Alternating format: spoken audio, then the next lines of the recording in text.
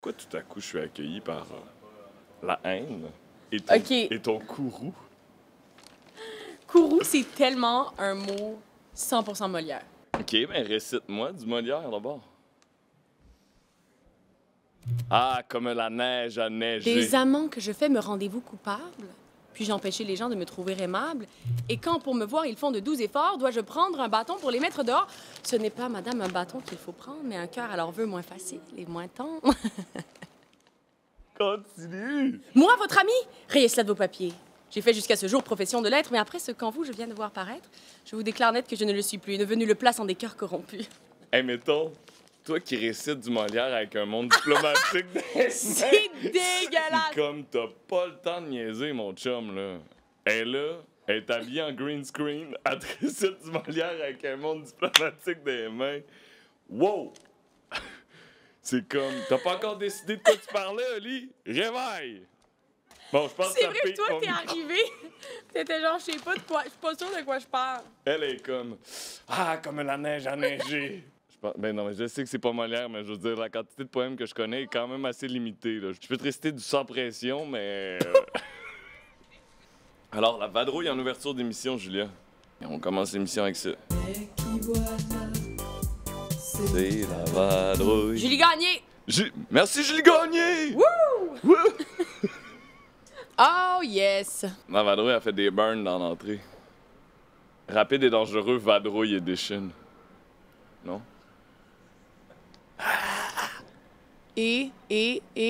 Épisode 3 de la saison 2. 3 de Je pense que je suis là pour tenir le compte.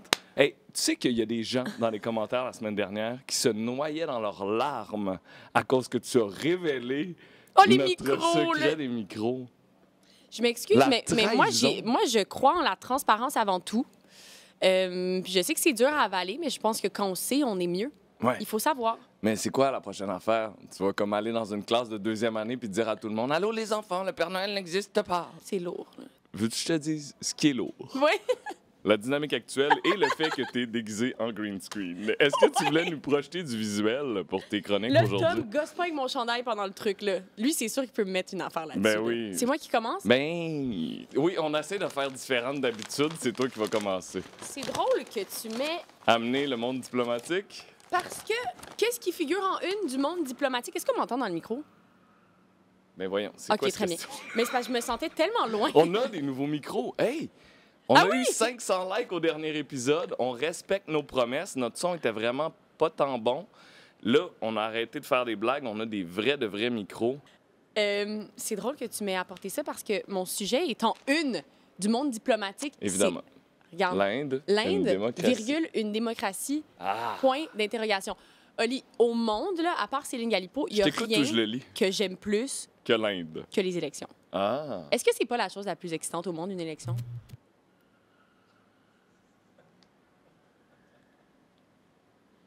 Oui. Bonne réponse. Et là, Ben, ce qui est extraordinaire, c'est que Quand le tu vote commences- s'ouvre. Olivier, je veux pas de ton...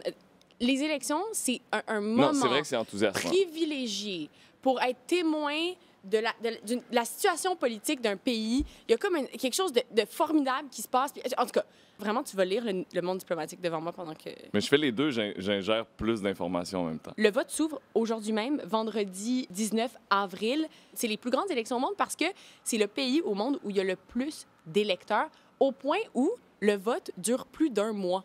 Ah! Fait que le vote commence aujourd'hui, mais va se terminer le 1er juin. On va avoir les résultats le 4 juin, quand même. Nous autres, on est comme, quand est-ce que tu vas voter? C'est comme, soit après le déjeuner, ou après c'est le ça. dîner, ou en Eux, c'est revenant comme, du je sais pas, travail. juin ou avril. Ouais. C'est ça. Là, je sais ce que tu vas me demander. Oui, ben si tu le sais, réponds. Pourquoi parler d'élections qui se passent si loin? Premièrement, Si loin géographiquement. si loin de nous géographiquement, puis bon, culturellement, tout ça, c'est une bonne question, mais j'aime pas que tu doutes de mes sujets. Très bien. Si tu veux, je te le laisse faire tout seul, dans le balado la semaine prochaine. OK. Pourquoi s'intéresser à ces élections? C'est parce qu'elles s'inscrivent dans une tendance plus large d'une Dérive démocratique.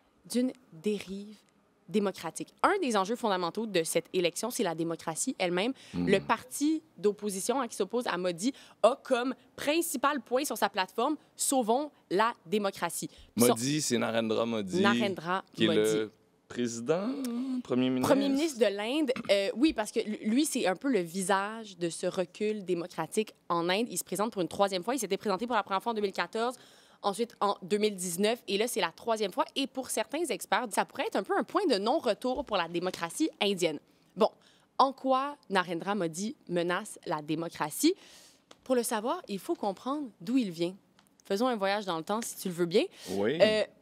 Ben oui, il consacre sa vie au mouvement. Attends. Hindutva. Ouais, je suis rendu là. Mais OK, vas-y. Au mouvement Hindutva, OK? Lui est issu de ce mouvement-là. C'est un mouvement d'extrême droite nationaliste hindou qui souhaite une... Bon, là, lâche-moi le journal. Là. Mais pourquoi? Mais là, il lit. Rachel C'est un fait quelque complément chose. Là. d'information. OK, je te déconcentre. Parle, elle a préparé un sujet. Je m'excuse. Merci, Rachel. Voilà, issu du mouvement Hindutva qui souhaite une hégémonie de l'hindouisme, qui est la religion dominante en Inde. Mais je t'écoute, voyons Mais comment... tu m'écoutes trop. Peux-tu m'écouter juste un peu moins? Tu m'écouter juste... Hey, enlève un 10 On ne n'arrivera va jamais arriver au bout. à la fin de J'imagine. ce sujet-là. OK. Selon les partisans donc, du mouvement Hindutva, une des choses qui menace l'hégémonie de l'hindouisme, c'est la présence de musulmans sur le territoire. D'ailleurs, en 2002, et ça, on en parle beaucoup quand on fait l'histoire de Narendra Modi et de son ascension politique, Modi était à la tête de l'État du Gujarat quand est survenu un pogrom anti-musulman qui a fait 2000 victimes. Et selon un documentaire de la BBC, ben, Modi aurait demandé à la... Ça, c'est un tremblement Mais non, de terre? mais c'est pas ou on a possible. il y a comme C'est pas possible. l'équipement qui est C'est tombé belle derrière?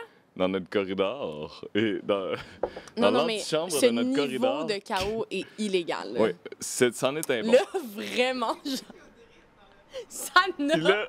puis Non, non, t'as- la vadrouille est déchaînée. Est-ce que tout le monde est correct? Ouais? Ah, c'est juste C'est du juste du matériel. matériel. Ben, on a déjà Ben, pas c'est beaucoup. juste ma chronique qui n'est pas capable de décoller, là. Comme... Fait que tu parles de quoi, déjà? Juste comme un petit recap des 3 informations que tu as dit depuis le début. Seigneur. Alors, selon un documentaire de la BBC, donc, Modi aurait demandé à la police de ne pas intervenir dans ce pogrom anti-musulman pour stopper les violences. Ça nous aide un peu à comprendre la direction de ses politiques aujourd'hui parce que depuis son arrivée au pouvoir, la haine envers les musulmans a vraiment gagné du terrain. Il y a plusieurs politiques là, qu'il a mis en place pour, disons, restreindre le droit des minorités religieuses, dont les musulmans. Je te donne un exemple. Il a érigé tout un système de vigilantisme. Okay? C'est comme une police culturelle qui arrête des musulmans qu'on soupçonne d'essayer de convertir une jeune hindoue, qu'on soupçonne d'amener une vache à l'abattoir, ce qui est contraire aux Les vaches sont règles. sacrées en Inde. Voilà, pour la religion hindouiste. Parfois, les motifs sont un peu flous et dans les pires des cas, ben, des fois, ça va jusqu'au lynchage. Puis les lynchages se sont multipliés depuis que Modi est au pouvoir. Tu le sais, le respect des minorités, c'est quand même un principe fondamental de l'esprit démocratique. Mais il y a autre chose qui fait que Modi éloigne, si on peut dire, l'Inde de cet idéal démocratique. Je te fais une courte liste de certaines de ces politiques qui tendent un peu plus vers l'autoritarisme. Il y a, pendant ses mandats précédents, réformé la Cour suprême pour pouvoir nommer des juges qui lui étaient favorables. Il a fait la même chose avec les universités publiques. Il a mis des amis à la tête des universités. Il a aussi beaucoup réduit les libertés d'expression et la liberté de presse. Et il fait aussi souvent pression sur les journalistes. Son modus operandi, c'est qu'il va les intimider en prétextant des contrôles fiscaux, des enquêtes policières un peu floues. Puis il fait la même chose pour certains militants, certains opposants politiques. Donc, en Inde, c'est devenu vraiment difficile de se prononcer contre le premier ministre sans en subir les conséquences. Donc, réduction de la liberté d'expression quand même vraiment majeure. Et donc, cette dérive potentiellement démocratique qui pourrait se cristalliser ou se renforcer avec cette élection-là s'il devait être porté au pouvoir à nouveau. Oui, Et oui, c'est oui, ce qu'on ça. attend, j'imagine. C'est ce qu'on attend parce qu'il est quand même très, très, très populaire. Ça aide quand on ne peut pas se prononcer contre lui. Ben, c'est sûr que... Puis, ouais. il a aussi bâti tout un culte de la personnalité qui est assez représentatif de la façon de faire de certains dirigeants autoritaires. Ouais, là. ouais. Il distribue des masques avec son visage à la pelle. Il y a comme des images de foule d'Indiens avec des masques de Modi. C'est quelque chose. Il y a des stations selfie dans les gares où tu peux te prendre en photo à côté d'une photo de Narendra Modi. Ouais, ouais. Il y a des hologrammes pour pouvoir faire des discours dans l'Inde tout entière. Il y a sa propre chaîne de télé. Il y a des hologrammes, donc il va faire des discours dans tous les villages grâce à une représentation hologrammique de lui-même. Il est quand même très populaire aussi parce que, bon, il représente la majorité. Hein? Les hindous sont majoritaires en Inde, très majoritaires même. Puis il se présente un peu comme l'homme fort de l'Inde qui va faire monter son pays au rang des grandes puissances mondiales. Donc, on s'attend à ce qu'il soit réélu, en tout cas selon Christophe Jaffrelot, ce fameux politologue expert de l'Inde. C'est sûrement ce qui va se passer, mais l'Inde pourrait toujours nous surprendre, on ne sait pas. Là. Et donc, on craint cette dérive démocratique. Et si c'est le cas, c'est plus qu'1 milliard de personnes qui tombent dans un régime qui est de moins en moins démocratique. En fait. Oui, il y a même quelque chose de symbolique dans le fait que ce soit la démocratie la plus populeuse au monde. C'est la plus grande démocratie. Si ça tombe, il y a quand même quelque chose de symbolique. Puis dans cette tendance aussi qui se cimente, des démocraties qui perdent de plus en plus en pouvoir. Merci, Julia. C'est déjà la fin de l'émission. C'est tout le temps qu'on a pour aujourd'hui. Quel bordel! Je peux même pas croire que je me suis rendue au bout. Julia, on a oublié en début d'émission de faire jouer le jingle de Julie Gagné. On a fait jouer le jingle de la vadrouille. Là, c'est celui que j'ai pas entendu. Le jingle de l'émission. T'es prête? Qu'est-ce qui se passe dans le corridor de Radio-Can? Qu'est-ce qui se passe avec Olivier et Julia? Yo, Julie Gagné est une légende. J'ai pas peur de le dire. Merci, Julie Gagné, la légende. Wouh! Wouh! Qu'est-ce qui s'est passé de gros cette semaine? Tu commences toujours tes sujets comme ça. En toussant ou en pointant? Alors, vas-y tout le temps. Lance-toi, Olivier. Qu'est-ce qui s'est passé de gros au Canada cette semaine? La fin de la saison de la Ligue nationale de hockey. Je vais t'analyser pendant 22 minutes. C'est un enfant. La fin de saison du Canadien et les débuts professionnels de Lane Hudson. Mais non, malheureusement. J'aurais adoré, mais malheureusement, non. Le budget fédéral? Eh bien oui. Ah, tu te lances là-dedans. Hey, je me Quel lance là-dedans. courage. Je sais, hein? Moi, là, c'est le genre de truc auquel j'accorde habituellement bien peu d'attention. Bah, t'es honnête au moins. Ben, mais c'est juste une rafale de chiffres immenses, Ouais. souvent peu contextualisés. 5 milliards pour ça, 8 milliards pour ça, 13 ouais, c'est milliards. comme 5 milliards, t'es genre, ah, c'est bon. Ils sont comme, c'est 10 de moins que la boutique. Là, t'es comme, oui, c'est ça, c'était quoi l'année passée? Sauf que là, c'est un budget spécialement orienté sur les Hun. Ah, ben c'est nous, ça. C'est moi, ça. Ça a l'air que je compte encore dans cette catégorie-là. Ouais, Ils sont fins de t'inclure. C'est les millénarios puis la génération Z. Puis ça a l'air que je fais partie d'une des deux. Laquelle? À vous de voter. Donc, j'ai décidé de rassembler toutes mes connaissances économiques et surtout mes capacités de synthèse parce qu'on va se dire, je ne vais pas me fendre d'une analyse économique qui m'est propre. C'est plus que j'ai lu 56 000 affaires et je vais essayer de te les résumer. Je suis prête. Alors, le titre du budget. Une chance équitable pour chaque génération. Déjà, ça le dit en partant, là. Ça vise les jeunes. Chrystia Freeland, qui est la ministre des Finances, elle a dit « Nous sommes arrivés à un moment charnière pour les millénarios et la génération Z. » Les plus cyniques d'entre nous pourraient dire que le moment charnière est déjà passé, mais qui sait. Elle a aussi dit « Voulez-vous vivre dans un pays où les seuls jeunes qui peuvent s'acheter une maison sont ceux dont les parents peuvent contribuer à leur mise de fonds? » Il y a deux traits distinctifs de ce budget-là. C'est, oui, s'attaquer à l'inéquité générationnelle et à l'inéquité socio-économique, donc taxer les plus riches, ce qui aussi parle aux jeunes, parce que c'est rare que les jeunes font partie des plus riches. En quoi est-ce que c'est de l'équité intergénérationnelle si on augmente la dette? Parce que là, ce budget-là, c'est un déficit additionnel de 40 milliards de dollars. Puis la dette, bien, éventuellement, c'est les jeunes qui vont... En gros, si on donne de l'argent... Ça va s'endette. coûter plus cher, puis à un moment donné, il va falloir le rembourser. Donc, en quoi c'est de l'équité intergénérationnelle? Bien, en fait, c'est qu'effectivement, 40 milliards de déficit dans ce budget-là, dans l'année qui vient de se terminer, dette totale de plus de 1200 milliards de dollars, juste en intérêts par année, ça coûte 54 milliards de dollars pour juste entretenir notre dette. Donc, c'est énorme. Sauf que les analystes font remarquer qu'on s'en tire vraiment pas si mal que ça. On est parmi tous les pays du G7, donc les 7 pays du G7, le pays qui a le ratio dette sur PIB le plus faible. On est à 42 %. Puis c'est comme ça qu'on évalue une dette. Hein, tu sais, je veux dire, si tu as 20 piastres de dette puis que tu fais 200 piastres de salaire, c'est une plus grosse dette que si tu as 20 piastres de dette puis que tu fais 20 000 piastres de salaire. On s'entend? Tu es plus capable de la rembourser dans le deuxième cas. J'aime ça quand tu m'expliques ça de même, comme si j'avais comme 5 ans. C'est littéralement ce dont j'ai besoin dans ce genre de contexte. n'hésitez pas. Donc, on a un ratio dette PIB de 42 %. Juste pour te donner un exemple, en France, ils sont au-dessus de 100 %. Donc, Ah bon? on s'en tire pas si pire. On ne devrait pas être décoté, d'ailleurs, selon Jimmy Jean, qui est économiste en chef du Mouvement Desjardins. Donc, notre cote de crédit, c'est 3A. Ça nous permet d'avoir des taux d'intérêt qui sont plus faibles. Donc, on paye, relativement parlant, pas tant cher pour entretenir notre dette. Et donc, à gauche, par exemple, l'Institut de recherche et d'information socio-économique, l'IRIS, dit bien, profitons du fait que ça ne coûte pas si cher que ça emprunter. Empruntons pour essayer de régler les problèmes et les différentes crises qui traversent le Canada, crise du logement, oui. crise d'itinérance, crise environnementale et tout ça. Mais ce qui touche, tout ça, ça touche les jeunes fois 1000, oui. Exactement. Et d'une certaine façon, c'est ce que le gouvernement propose avec ce budget-là. La question du logement, tu le sais, elle est centrale à nos générations. La crise du logement et la crise de l'accès à la propriété reposent notamment sur le manque de logement. Bien là, dans ce budget-là, il y a 8,6 milliards de dollars pour construire à terme 4 millions de nouveaux logements. Sauf que c'est pas instantané, ça. D'un, il faut s'entendre avec les provinces parce que c'est une compétence provinciale. Ensuite, il faut construire. Donc, l'horizon de construction, si tout se passe bien, c'est 2031. La génération alpha, le rendu là. Bien, c'est ça. C'est que rendu en 2031, ceux qui sont les jeunes aujourd'hui seront plus considérés jeunes. Pourront-ils bénéficier des effets que ces logements-là auront sur le marché des logements? Bon, après, mieux vaut ça que pas du tout, j'imagine. Exactement. Il y a une autre critique aussi qui dit que le budget mise beaucoup sur la construction de logements privés et non sur des logements construits par des gérés par des OBNL ou par des coopératives, des logements hors marché qui permettent d'avoir des prix en dessous du marché. Ben oui. Alors là, c'est juste plus de logements au prix du marché, un prix qui est en constante hausse.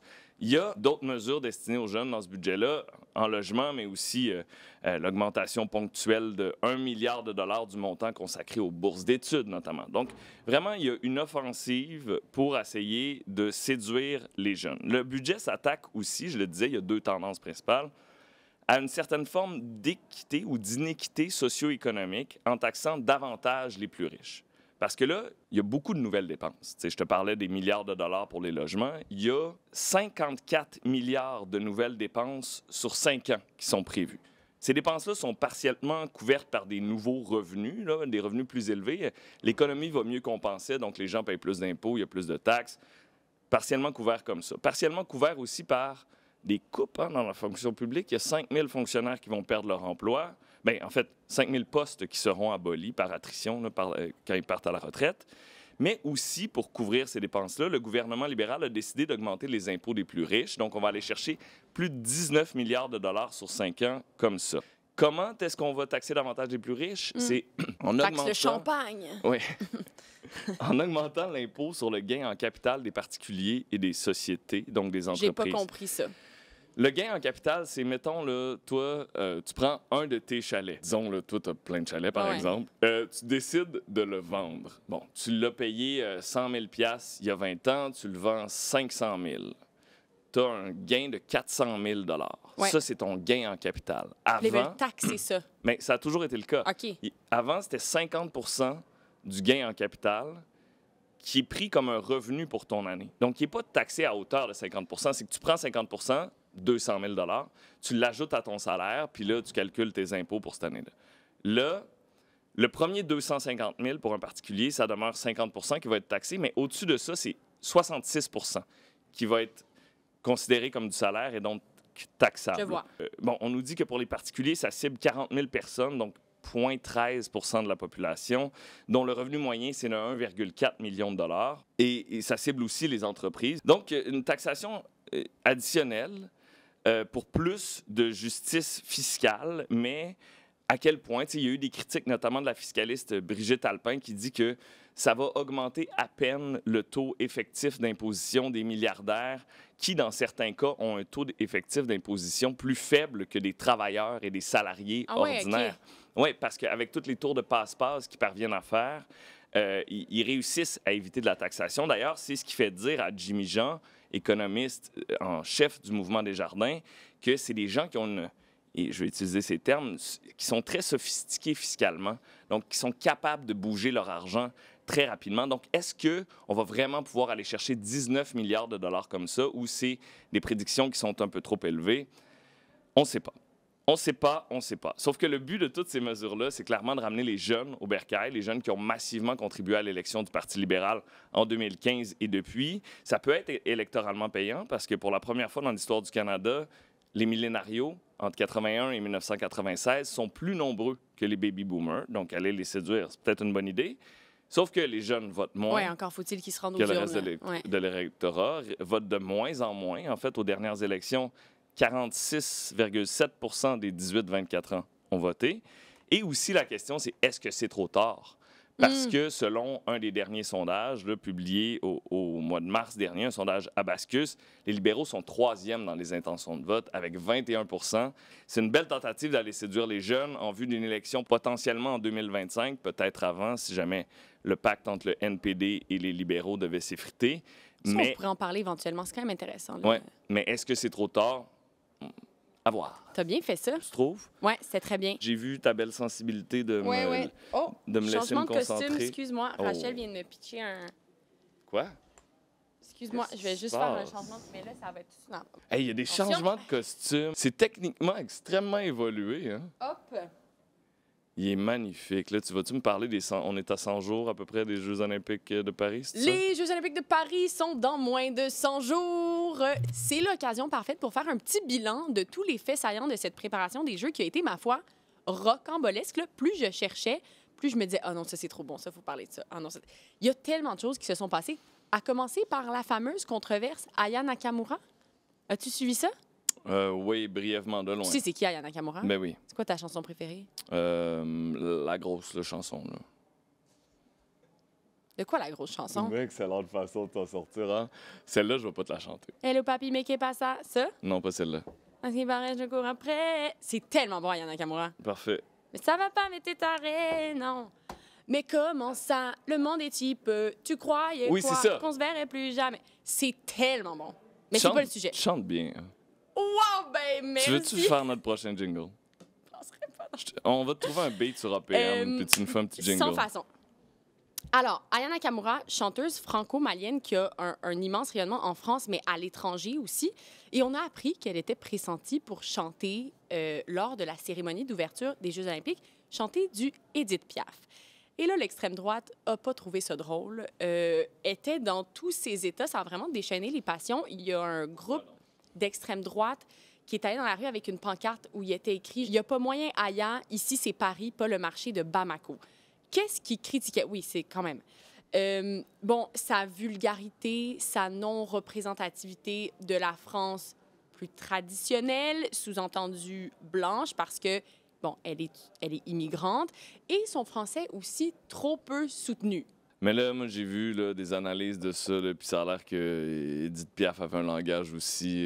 Mais Édith aussi, Piaf utilisait l'argot peu parisien. soutenu, en Oui, guillemets. exactement. C'est sûr que ça vient de la France, mais quand même, il y a plusieurs linguistes d'ailleurs qui se sont prononcés pour dire la langue est vivante, la langue doit évoluer, la langue se métisse, et Aya Nakamura est le parfait exemple de tout ça. T'sais, donc, au contraire, elle est très représentative de la France d'aujourd'hui. Oui, mais ça, selon je certaines veux dire, personnes. c'est des tensions qu'on a eues au Québec il y a quelques années avec le franglais, avec Dead Obies. C'est tous ces mêmes débats-là, avec les précisément. mêmes postures qui Ouais. s'incarnent. Là, C'est-à-dire, tu dis, est-ce que Dead Obies Ceux- seraient les mieux placés pour représenter le Québec? il y a d'un côté ceux qui disent « Ah, mais tout évolue, tout est mouvant », puis de l'autre côté, il y a ceux qui aimeraient conserver les choses dans du papier bulle, Il y a dans une- du sous-scellé. J'ai entendu une linguiste qui disait les seules langues qui n'évoluent pas sont les langues mortes. Ah. C'est beau. C'est beau. Puis de toute façon, bon, Aya Nakamura a reçu l'appui des héritières d'Édith Piaf, donc ça a comme c'est sûr que ça aide là. Oui, oui, OK. Ça c'est première grosse controverse. Autre fait saillant, il y a ce que le journal Le Figaro a appelé la course contre la montre pour rendre la Seine baignable. Si tout se passe comme prévu, les épreuves de triathlon, paratriathlon et natation marathon, toutes des choses que j'adorerais faire, se tiendront dans la Seine, hein, ce fameux cours d'eau qui traverse Paris. Donc, il y a présentement tout un chantier pour assainir les eaux de la Seine qui sont très polluées. Et là, les organisateurs se croisent les doigts pour que ce soit prêt à temps parce qu'il n'y a pas de plan B. Aux dernières nouvelles, l'ONG Surfrider Foundation faisait une sortie dans les médias pour dire que l'état des eaux de la Seine était, je les cite, alarmant. Donc, bon, c'est ça. Super. Certains s'inquiètent qu'il n'y ait pas de plan B, mais bon, l'administration des Jeux olympiques, puis Emmanuel Macron, tout ça se veut rassurant. Ça va se passer. Puis la cérémonie d'ouverture est sur la scène aussi. OK. Ça risque. Bon, Sur la scène. sur la scène. Sur les quais de la scène. Il va y avoir des bateaux dans la scène. Tout ça. OK. Ouais. Autre dossier chaud, si tu me permets. En mars dernier, le quotidien Libération titrait « En vue des JO 2024, Paris cache ses indésirables ». Bon, qui sont ces indésirables? Les sans-abri? Ben, Évidemment. la pancarte est tombée. Évidemment. Thomas. Thomas, tu viendrais-tu accrocher la pancarte, s'il te plaît? Thomas. Alors, qui sont ces indésirables? Les sans-abri, les migrants dans les campements, les utilisateurs de drogue, notamment. Depuis quelques mois, il y a donc des ONG qui dénoncent des démantèlements de campements, des déplacements de personnes en situation d'itinérance, qui sont dans des zones qui s'apprêtent à recevoir les Jeux. Ouais. On les envoie parfois là, dans d'autres régions de la France, puis on soupçonne que c'est dans le but de donner une meilleure image à Paris pendant les JO. Toutes les caméras du monde seront braquées sur Paris. Évidemment, la préfecture de la région Île-de-France a démenti les accusations de nettoyage social et dit plutôt qu'elle veut proposer des places qualitatives à des personnes qui sont dans la rue. Donc, elle les déplacerait pour leur donner de meilleures places et qu'elle veut faire un travail social de fond. Donc, ça a quand même déchaîné les passions aussi. Ouais, je peux comprendre. On pourrait encore parler de 1000 choses. Là. Il y a le prix des billets qui est jugé trop élevé par certains. Il y a les travaux qui sont en retard. Mais un des dossiers qui inquiète le plus, c'est la sécurité de la cérémonie d'ouverture dans un contexte de risque de terrorisme assez élevé en France. Emmanuel Macron dit que tout est sous contrôle, qu'il y a des dispositifs de sécurité maximale, qu'il y a des plans A, des plans B, des plans C. Ça fait des mois et des mois et des mois qu'ils se préparent à ça, mais quand même, honnêtement, les Parisiens semblent très, très, très inquiets. Pour prévenir les risques, il y a entre autres des dispositifs de vidéosurveillance algorithmique qui ont été autorisés. Habituellement, ce n'est pas dans le cadre des Jeux. Donc, c'est comme des genres de caméras intelligentes qui utilisent l'intelligence artificielle pour détecter des comportements suspects. Et là, il y a certaines personnes qui s'inquiètent de l'utilisation de ce genre de technologie en France, une technologie qui est quand même très, très intrusive et qui ne pourra pas, dans ce cas-ci, utiliser la reconnaissance faciale, mais qui vise quand même à surveiller la population. Certains ont peur des dérives, mais Macron est catégorique. Tout va très, très bien se passer. Mais il peut pas le savoir, mais il peut se préparer. Hein? Il fallait que je commence le sujet, donc j'ai toussé. Ça, c'est fait. Super. Il y a un regain de popularité des métiers anciens au Royaume-Uni. Pas ici J'aurais jamais pu deviner que j'allais parler de ça. Impossible. Hein? Impossible. Balle courbe. Balle courbe. Je suis tombé sur un article, qui datait pas de la semaine dernière, mais pas loin, du journal britannique The Telegraph, qui fait état d'une hausse récente du nombre de jeunes qui quittent les bancs d'école pour aller apprendre des métiers patrimoniaux. Qu'est-ce qu'un métier patrimonial? Ben voilà. L'article nous raconte l'histoire d'une tondeuse de moutons de 26 ans, qui avait pourtant complété des études en administration agricole, d'un tailleur de pierre de 24 ans et d'un pêcheur de 19 ans. Ça, c'est un peu plus convenu, le pêcheur. Mais ça fait envie quand même. À vous, hein? Ouais, Parce qu'on a ouais. tous rêvé de ça. Je ne sais Ben pas pour oui. toi, mais moi... Tondeuse de moutons? Mais oui, un Oui, rêve de ou petite fille. éleveur de moutons, là. Oui. Comment ça s'appelle, ça? Des éleveurs de moutons. Ouais. Un berger! Ben, un berger! Oh, merci. Berge. Ben, le berger en régie. Super. On remercie Berge. Berge, le beignet. OK. Bon, ce que l'article explique, c'est que plusieurs de ces choix de carrière-là sont motivés par des raisons économiques. Donc, au lieu de s'endetter à mort pour aller chercher un diplôme universitaire, ils choisissent une formation pour laquelle ils n'ont pas à payer. Un étudiant britannique qui commence ses études universitaires en 2022 va avoir accumulé, une fois son diplôme en poche, une dette moyenne estimée à, et j'ai converti en dollars canadiens, 78 000 dollars canadiens. Et des fois, c'est pour étudier dans un... toi, tu le sais pas parce que toi, tu as toujours su qu'est-ce que tu voulais faire plus tard. Je suis née journaliste, hein? C'est ce que la légende raconte. T'es né Ouais, en je suis posant née des questions. avec un petit carnet puis une enregistreuse. Mais pour certains, c'est des fois pour étudier dans des domaines qui t'explorent un peu encore à l'université. T'es pas tout à fait sûr de vouloir faire carrière là-dedans. Et là, t'as ça comme option, ou d'un autre côté, t'as une formation d'apprentis dont les coûts sont entièrement assumés par le gouvernement et les employeurs. Donc, il y en a, semblerait-il, de plus en plus qui choisissent la deuxième option. Le gouvernement britannique a d'ailleurs annoncé au mois de mars qu'il va maintenant couvrir l'entièreté des coûts de formation d'apprentis pour les jeunes de moins de 21 ans qui se forment dans une PME. Avant, les PME avaient à débourser une partie. Donc, visiblement, il y a une popularité, mais aussi il y a un besoin si le gouvernement fait des ajustements dans ces programmes de formation-là. Au vu des chiffres qui sont présentés dans l'article, ceci dit, c'est pas clair à quel point c'est une tendance de fond. Hein? Mais quand même, pour te donner un exemple, l'année dernière, 53 personnes ont suivi le cours de tailleur de pierre. Mais c'est quoi un tailleur de pierre? Contre seulement une personne en 2020. Donc, une augmentation significative. Tailleur de pierre, c'est... c'est sûr que j'aurais peut-être pu m'informer un peu avant de t'en parler, mais c'est pour faire... Invente en attendant que Rachel le trouve. Mettons dans un mur particulier, faire des pierres particulières, des bâtiments patrimoniaux. Donc, pour faire un mur, remplacer des pierres d'époque, ça te prend des pierres taillées sur mesure. Mais est-ce que tu inventes? Non, ça se passe bien jusqu'à Ah oui? Bon, hey, tu vois bien. En tout cas, donc c'est ça, tailleur de pierre. Hein, très bien. Bon, ça demeure très peu comme chiffre, là, 53 étudiants en taillage de pierre, considérant qu'il y a 25 000 apprentis en technologie de l'information et de la communication. Mais l'augmentation, quand même. Ça a l'air du début d'une tendance. Et comment ça s'explique au-delà des raisons économiques? En fait, l'article suppose que cette popularité-là peut être attribuée aux médias sociaux, notamment à TikTok. Parce que sur TikTok, je ne sais pas si toi, ça tombe dans tes cordes, mais tu peux découvrir des métiers dont tu ignorais l'existence. Forgeron, ébéniste, tu vois de quoi est fait leur quotidien, tu vois leur technique, tu vois la passion de ces gens-là et surtout, tu peux découvrir que c'est possible d'en vivre. Il y a une représentante de l'Institut des formations techniques du Royaume-Uni qui remarque que les jeunes qui ont passé la COVID à étudier souvent à la maison via un ordinateur, donc une éducation qui peut être désincarnée un petit peu, recherchent du sens dans leur travail. Travailler de ses mains, faire quelque chose, tu vois le résultat tout de suite. Voir le résultat. Puis la nature de ces métiers-là en fait quelque chose d'intéressant dans cette optique-là parce que tu fais le travail du début à la fin. Tu es très hands-on.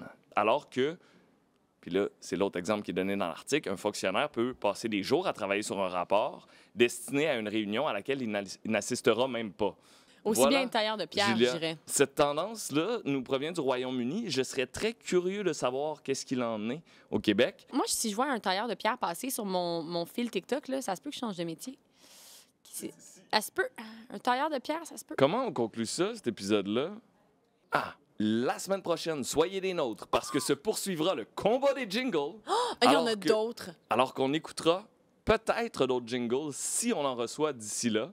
On vous invite à la maison à nous faire parvenir vos jingles, info@commercialrad.ca. Yes. On va les faire jouer, puis éventuellement, je pense qu'il va y avoir un grand vote, là, tu sais, comme un peu le combat des clips qu'il y avait à Musique Plus dans le temps, qui s'échelonne sur plusieurs semaines, un grand vote. La communauté va être mise à profit, puis on va vous demander de sélectionner pour nous lequel des jingles vous plaît le plus. Mais on finit avec le jingle de Julie Gagné? Oui, je pense qu'on pourrait finir avec le jingle de Julie Gagné. Qu'est-ce qui se passe dans le corridor de Radio-Can? Qu'est-ce qui se passe avec Olivier et Julia?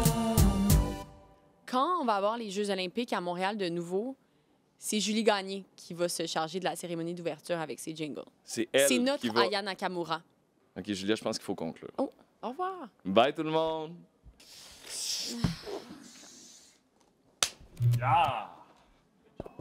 Ben, good job, je sais pas, là. Vite en montage!